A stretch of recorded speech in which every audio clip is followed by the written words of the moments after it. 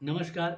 आज के इस वीडियो में हम बात करेंगे मैरिज के अंदर डिले मैरिज या फर्स्ट मैरिज फेल या फिर सेकंड मैरिज, तीनों ही जो संयोग हैं उनमें कैसे हम इसको प्रेडिक्ट करते हैं। देखिए, जिन लोगों की मैरिज हुई नहीं है, डिले हो रही है या तकलीफें आ रही है, वो सबसे पहले तो अपना जो कुंडली है उसमें केपी एस्ट्रोलॉजी का जो कुंडली होता है, यानी ऑनलाइन आप अगर सॉफ्टवेयर को देखोगे या फिर जैसे मोबाइल के अंदर बहुत सारे सॉफ्टवेयर आते हैं, उनमें आप उसका एक प्रिंट आउट निकाल के रख लीजिए और अब उसको आप अपने द्वारा प्रेडिक्ट करिए। देखिए, आप बहुत सारी जगह कुंडलियाँ दिखाओगे, लेकिन जो पर्दादेश आप कर सकते हो, जो खुद आप अपने शोध कर सकते हो, वो बहुत बढ़िया होता है। क्योंकि आपको पता चलेगा, आप पूरा समय दोगे, हर चीज़ को सीखोगे, उसको पकड़ोगे, तो क्या होगा कि आपको समझ में आएगा। तो इस वीडियो में मैं कुछ स्टेप्स बता रहा हूँ, उसके द्वारा आप सीख सकते हैं। केपी एस्ट्रोलॉजी की ये सीरीज है। हमने केपी एस्ट्रोलॉजी के लिए 40 से भी अधिक वीडियो बनाए हैं, जिसका जो लिंक है, इसका जो प्लेलिस्ट का, वो आपको डिस्क्रिप्शन में और आई बटन में मिलेगा। सबसे पहले कि विवाह में डिले होना, विवाह में देरी होना, विवाह में अड़चने आना, इनमें कौन कौन से भाव दिखाते हैं। देखिए, विवाह होने का भाव है दूसरा, पांचवा, सातवां, नवा और 11वां। क्योंकि पांचवा जो है वो संतान का है, प्रेम का है, तो विवाह प्रेम के लिए भी होता है, संतान के लिए भी होता है। सातवां घर जो है वो हमारा विवाह का प्राइम भाव है और 11th हाउस प्राप्ति है। नवा घर सेकेंड मैरिज है। तो अगर फर्स्ट होगी तभी सेकंड होगी। तो इसका मतलब क्या है कि अगर आपकी जन्म कुंडली में लग्न का या सातवें घर का, दोनों का कसफल देना, क्योंकि शादी किसकी हो रही है, लग्न की हो रही है, जातक की हो रही है, जातक विशेष की हो रही है। इसका मतलब लग्न के कसफल सबलॉर्ड के अंदर, लग्न का जो कसफल सबलॉर्ड बनता है वो अगर अपने सिग्निफिकेटर में 2, 7, 11 जैसे संयोगों में या 2, 5, 7, 9, 11 जैसे संयोग दिखाता है, इसका मतलब आपका परिणय संबंध जो है वो बनेगा ही बनेगा, देर सवेर बनेगा। यही प्रोमिस अगर 7th हाउस का कसफल सबलॉर्ड भी दिखा देता है तो आप ये माने कि आपको यहाँ पे भी लाभ होने का योग बनता है। ये तो होता है शादी का प्रोमिस। अब इसमें डिले या फिर फर्स्ट मैरिज फेल कौन करता है? डिले करता है आपका 6th हाउस। यानी कि अगर आपका 7th हाउस का जो कसफल सबलॉर्ड है वो अगर स्ट्रांगली ए टाइप में 6th हाउस को सिग्निफिकेट कर देता है, तो आपके मैरिज फेल होने के योग बन सकते हैं या फिर जो है वो डिले हो सकती है। अब इसको कैसे प्रेडिक्ट करेंगे वो मैं कुंडली पे सॉफ्टवेयर के ऊपर आपको पूरा का पूरा करके बताऊंगा। अब फेल कब होती है, यानी कि 4th हाउस। अगर आपके 7th हाउस का जो कसफल सबलॉर्ड है वो अगर 4th हाउस को सिग्निफिकेट कर देता है स्ट्रांगली, वो उसका स्टार लॉर्ड और सबलॉर्ड, तो आप ये कहेंगे आपकी फर्स्ट मैरिज फेल होने का योग बनेगी। अब इन चीज़ों को, इन प्रिंसिपलों को कैसे देखेंगे? जन्म कुंडली पे चलिए। आपके सामने एक जन्म कुंडली आ रही है। इस जातक की जो डेट ऑफ बर्थ है, जो ईयर है, वो है 1989, यानी कि काफ़ी उम्र हो चुकी है। अब यहाँ पे हम देखते हैं सबसे पहले लग्न के प्रोमिसेस को। तो यहाँ पे हम जाएंगे तो लग्न का उप नक्षत्र स्वामी गुरु बनता है यहाँ पे, यानी कि लग्न का उप नक्षत्र स्वामी गुरु है। गुरु यहाँ पे पहले घर को सिग्निफिकेट कर रहा है, वो लग्न में आ जाता है केपी कुंडली के अनुकूल, और 8वें और 11वें घरों को दे रहा है। तो 11वां घर का प्रोमिस हमें मिल गया है। 11वें घर का मालिक है गुरु। दूसरा क्या है, गुरु यहाँ पे स्टार लगा हुआ है, अनटैलेंटेड है। इसका मतलब क्या है कि गुरु अपनी राशियों का परिणाम खुद ही देगा, दूसरे कोई ग्रह नहीं दे पाएंगे। यानी कि लाभ घर इसका कट चुका है, यानी कि इसकी इच्छा प्राप्ति जो है वो कट चुकी है, सिर्फ एक गुरु के हाथ में और कोई किसी के हाथ में नहीं है। अब यहाँ पे एक चमत्कार देखिए कि गुरु जो है वो कितने कस्पों का मालिक है। देखिए, लगन, second house, 5th house, 7th house, 8th, 9th, 11 और 12th, कुल मिलाकर देखा जाए तो 1, 2, 3, 4, 5, 6, 7 और 8 भावों का मालिक गुरु है। यानी कि जातक के लिए गुरु एक सबसे योग कारक है। ऐसे व्यक्ति को गुरु का रत्न पहनना लाभदायक भी रहता है। अब हमारा ये काम नहीं है, हम देख रहे हैं विवाह के प्रोमिस। तो यहाँ पे हम देखेंगे तो जो हमारा लग्न का प्रोमिस था उसमें 9th हाउस दिखाता है। 9th हाउस सेकेंड मैरिज, यानी कि फर्स्ट मैरिज में डिले का कर रहा है। यानी कि या तो फर्स्ट मैरिज डिले होकर 33वें 34वें वर्ष में शादी हो, या फिर जो है वो जातक की एक मैरिज फेल होकर दूसरे मैरिज में सक्सेस रेट आए। तो यहाँ पे ये 9 घर दिखा रहा है, लगन भी दिखा रहा है। लगन का मतलब है कि सेकंड का 12वां है, यानी कि थोड़ा सा मैरिज में डिले करता है। यहाँ पे 8 और 11 दिखा रहा है, तो 8 दिखा रहा है, ये कोई हमें मैरिज के लिए परेशानी नहीं करेगा, न्यूट्रल भाव है। 6 के साथ आने से बुरा है, 8 यहाँ पे वैसे अच्छा है। 8 और 11 मिलने से दहेज मिलता है। 11 का प्रोमिस आ रहा है, इसका मतलब है देर सवेर विवाह तो होगा ही होगा। ये हमें एक बहुत अच्छा प्रोमिस मिल गया है। ये लग्न ने प्रॉमिस किया कि 9th हाउस दिखाने से हम ये कह सकते हैं। यहाँ पे हम सिर्फ इतना ही आकलन लेंगे कि या तो 2 मैरिज या फिर 33-34वें वर्ष में मैरिज। अभी आप इतना ही यहाँ पे लग्न को देखा है। अब इसमें 7th हाउस का कस्पल सबलॉर्ड देख लीजिए। 7th हाउस का जो कस्पल सबलॉर्ड है वो भी जुपिटर है। जुपिटर यहाँ पे जो है वो राहु के नक्षत्र और शनि के उप नक्षत्रों में है। राहु, शनि और केतु ये तीनों डेंट होते हैं। जिन ग्रहों का नक्षत्र बन जाते हैं कहीं ना कहीं उस भाव से संबंधित डेंट डाल देते हैं। जैसे गाड़ी में एक डेंट है, गाड़ी चल रही है, कोई दिक्कत नहीं है, डेंट से क्या होता है, थोड़ा सा वो अजीब सी, खराब, थोड़ी सी पुरानी लग जाती है, उसके लिए एक दाग लग जाता है। तो गुरु जो है वो फिर से 9, 1 और 8 और 11 दिखाता है। तो 11 का प्रोमिस है, 9th है, इसका मतलब डिले या फिर सेकंड मैरिज। अब गुरु का जो नक्षत्र है वो राहु है। राहु यहाँ पे 4, 9 दिखा देता है, 7 भी दिखा रहा है, इसका मतलब मैरिज का प्रोमिस ही तो है। 4 दिखा रहा है, इसका मतलब क्या है कि फर्स्ट मैरिज फेल, या कोई सगाई जो लंबी चले, जैसे 6 महीने, 2 साल, 1 साल चले, उसके बाद वो टूट जाती है।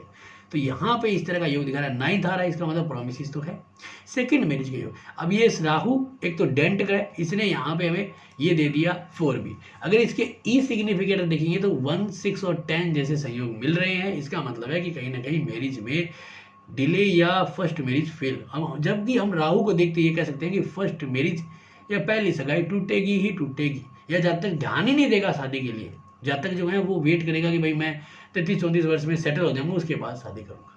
यहाँ पे डिसाइड करेगा गुरु का उप नक्षत्र। गुरु का जो उप नक्षत्र था वो शनि था। अब शनि जो है वो इस जन्म कुंडली के अंदर जो है वो 4th हाउस को दिखाता है। यहाँ पे 7th हाउस का प्रोमिस है, 1, 6, 10 दिखा रहा है, इसका मतलब फर्स्ट मैरिज फेल। इस जन्म कुंडली के माध्यम से हम ये देख सकते हैं कि यहाँ पे स्ट्रांगली 4th हाउस का सिग्निफिकेट आने से ये कह सकते हैं या तो इसका कोई लंबा प्रेम संबंध चल के वो फेल हो जाए, या सगाई हुई 2-6 महीने, 4-6 महीने बहुत अच्छी चली, लगा कि भाई ये मुहूर्त निकल चुका है, शादी होने वाली है, तब वो फेल हो जाए, या फिर जो है वो शादी होके 1-2 साल में टूट के सेकंड मैरिज में आ जाए। इस तरह के प्रोमिस, क्योंकि 4th दिखा रहा है, 7th हर जगह है, इसका मतलब है शादी तो होगी। 4th भी आ रहा है स्ट्रांगली ए टाइप में आ रहा है, जैसा कि मैंने शुरू में बताया था, इसलिए इसका फर्स्ट मैरिज फेल होने का योग बनेगा। यहाँ पे 1 और 6 और 10 का जो संयोग मिल रहा है वो बहुत ही बुरा है। शनि अनटैलेंटेड है, 9 और 10 के प्रोग्राम जो रिजल्ट है वो देगा। 9 का मतलब सेकंड मैरिज, 10 का मतलब है अड़चने, विवाह में फेल होना या डिले होना। तो हम यहाँ पे कह सकते हैं कि जातक के साथ इस तरह की अशुभ घटनाएं हो सकती है। अब देखिए, अगर इसकी हम कुंडली के अंदर देखते हैं कि जो गुरु था, जो हमारे सेकंड मैरिज का प्रोमिस दे रहा है, सॉरी मैरिज का प्रोमिस दे रहा था, क्या वो यहाँ पे सेकंड हाउस के ठीक सामने है? नहीं है। क्या वो जो है वो गुरु यहाँ पे 7वें घर के ठीक सामने है? नहीं है। क्या वो लाभ घर के ठीक सामने है? लाभ घर के ठीक सामने। इसका मतलब क्या है कि गुरु हमें अपनी दशा अंतर्दशा में प्रोमिस दे रहा है, दे सकता है। अब जातक की जो दशा चल रही है वो चल रही है यहाँ पे राहु की 2008 से और 2025 तक चलेगी। अब हमें यहाँ पे देखना है कि क्या इस समय में हमें शादी के योग से देखिए, जब यहाँ पे डिले हो रहा है ना, तो आप ये सोच लीजिए कि ज़्यादा जल्दी और आराम से मैरिज नहीं होने वाली है। तो आप इसको कम से कम है तो 28-29 वर्ष की आयु के पश्चात ही कोऑर्डिनेट करें। कई बार हम जैसे कुंडली देखते हैं, हम 27 वर्ष की 25, 23, 24, 25 वर्ष की आयु के बाद हम देखते हैं कि भाई लड़के का लड़का है तो विवाह का योग बन रहा है। 25 वर्ष की आयु के बाद हम महादशाओं में देखने लग जाते हैं। तो इसमें हमें क्या देखना है कि कम से कम 29 वर्ष तो खींच ही लीजिए आप, नहीं तो आपको फायदा नहीं है। या फिर पहली मैरिज टूट के आएगा तो फिर सेकंड मैरिज वैसे ही है। तो अगर हम इसमें देखते हैं तो हम यहाँ पे ये देखते हैं कि आज की समय में शुक्र की अंतर्दशा इसे चल रही है, राहु में शुक्र। ये शुक्र चलेगा आपका 7 जुलाई 2022 यानी 31 अगस्त 2022 तक चलेगा हमारा। तो शुक्र क्या मैरिज के प्रोमिस दे रहा है। तो यहाँ पे अगर हम देखते हैं तो सेकेंड हाउस के ठीक सामने शुक्र नहीं है, 7वें घर के ठीक सामने शुक्र नहीं है, लाभ घर के ठीक सामने शुक्र नहीं है। इसका मतलब है नहीं है, जैसे कि शुक्र ने यहाँ पे प्रोमिस नहीं किया। लेकिन अगर आपको ये लगता है कि भाई शुक्र की महादशा 3 साल की है और यहाँ पे होना का चांस बन सकता है, उम्र जा रही है, तो आप उसे रूलिंग प्लेनेट में देख सकते हो। अगर वो रूलिंग प्लेनेट में नहीं है तो फिर आप उस शुक्र को मत देखिए। जैसे मान लीजिए कि लड़के की कुंडली 2019 में आई आपके सामने, और 2019 में आने के बाद जो है वो 2022 तक चल रही है, तो आपके सामने तो 3 साल हो गए। तो क्या 3 साल का हम रिस्क लेंगे? तो उसके लिए हम रूलिंग प्लेनेट में चाहिए। अगर रूलिंग प्लेनेट में शुक्र नहीं है तो फिर आप कह सकते हो कि भाई 3 साल इसका मैरिज नहीं होगा। अगर रूलिंग प्लेनेट में आ रहा है तो आप शुक्र को ले सकते हैं। यहाँ पे हमने देखा कि भाई ये शुक्र जो है वो अब जा रहा है, नहीं होगा, तो हम सूर्य को ले। क्या अगर सूर्य रूलिंग प्लेनेट में है, मान लीजिए कि सूर्य अगर रूलिंग प्लेनेट में नहीं है, तो फिर आप सूर्य को यहाँ पे देखिए 2 यहाँ पे 7 और यहाँ पे 11 इनके सामने नहीं है तो आप इसको छोड़ दीजिए, रूलिंग प्लेनेट में नहीं है तो फिर वो छोड़ दीजिए। मान लीजिए कि अगर वो रूलिंग प्लेनेट में है और ये इसका समय चल रहा है 9 सितंबर 2022 से 10 जनवरी 2023 तक का, तो इसका मतलब क्या है कि अगर वो रूलिंग प्लेनेट में तो इसको हम सूर्य को दशा को पिक कर लेंगे, चाहे वो 2, 7, 11 के सामने नहीं हो तो कोई फर्क नहीं पड़ता है, क्योंकि रूलिंग प्लेनेट वाला जो ग्रह है वो हमारा जो खुद का एक भाग्य है जिसको हम यूज कर सकते हैं एज ए मतलब इसके लिए फायदे के तौर पे। तो हमने यहाँ पे देखा कि सूर्य जो है वो आ गया है। अब सूर्य की जो अंतर्दशाएं चलेगी उसमें आप देख लीजिए कि जैसे बुध है वो दूसरे घर के ठीक सामने है। अब हम स्ट्रांगली 7वें घर के ठीक सामने वाले ग्रह हैं जैसे कि शनि, राहु और बुध, मंगल। तो यहाँ पे अगर हम देखेंगे तो सबसे पहले मंगल को देखेंगे तो मंगल 4, 4, 1, 6, 7, 12, तो 7वें घर के परिणाम बहुत ही स्लोली दिखा रहा है और वो भी क्या है अनटेंटेड नहीं है, तो 7वें घर के परिणाम नहीं दे पाएगा क्योंकि वहाँ पे 4, 4, 1, 6 है। तो हम यहाँ पे मंगल को छोड़ दीजिए, मंगल हमारे लायक नहीं है। जैसे कि सूर्य में सूर्य नहीं हो सकता, चंद्रमा हम है नहीं, और यहाँ पे मंगल भी हम इसे छोड़ देते हैं। तो राहु पे आ जाते हैं, राहु यहाँ पे राहु है, राहु में जाते हैं तो राहु सबसे पहले 4 दे रहा है, गड़बड़ कर रहा है, लेकिन 9 और 7 के रिजल्ट बहुत अच्छे दे रहा है। 9, 7 है और ई सिग्निफिकेटर में हमें 11 भी मिल रहा है। तो यहाँ पे हम देखेंगे तो राहु स्ट्रांग है, तो हम राहु की दशा को अंत यानी प्रत्यंतर दशा को पिक कर लेते हैं 11 नवंबर से लेकर 27 दिसंबर तक। उस समय हमारी हिंदू संस्कृति में विवाह का समय चलता है, वो भी हमारे लिए प्लस पॉइंट है, तो उसका भी हम लाभ ले लेते हैं। उस समय में गुरु के गोचर को भी लाभ लेते हैं क्योंकि उस समय में प्रायकर गुरु का गोचर होता है। अब इसके बाद हम जैसे शनि भी हमारा जो है वो 7वें घर के सिग्निफिकेटर में था, तो शनि को देखिए, शनि क्या है 4, 7 दे रहा है लेकिन 1, 6 और 10 जैसे संयोग दे रहा है स्ट्रांगली। तो हम ये कहें शनि नेचुरल अशुभ भी होता है शनि को, तो इसलिए हम ये कहेंगे कि राहु ज़्यादा अच्छा है शनि के मुकाबले।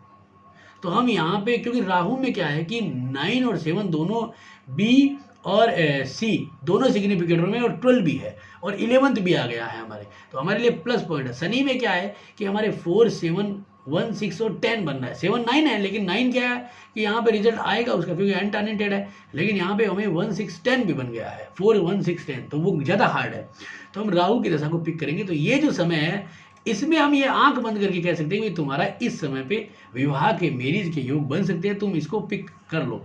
अब इसमें भी हम गुरु को ले सकते हैं, जैसे कि ये 18 नवंबर को गुरु आता है, तो हम कह सकते हैं कि भाई 18 नवंबर के समय के लगभग आपकी शादी के योग बन सकते हैं। तो ये यहाँ पे दशा अंतर्दशा के द्वारा और ग्रहों के जो सिग्निफिकेटर उनके द्वारा हम इस तरह का फलादेश कर सकते हैं। अब डिले क्यों हुआ था, वो इसलिए हुआ था क्योंकि 4, 7 और 9 जैसे संयोग थे।